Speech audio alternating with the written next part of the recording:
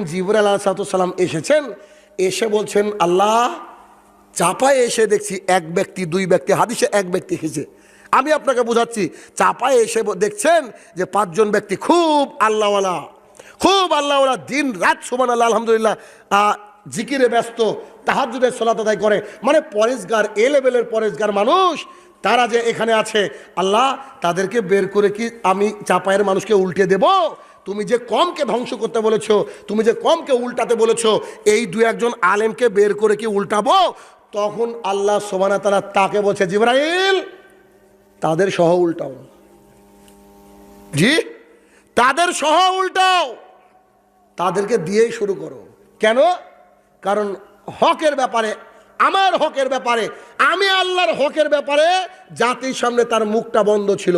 কিসের ভয়ে জানি না, কিসের লোভে জানি না, আছে না কিছু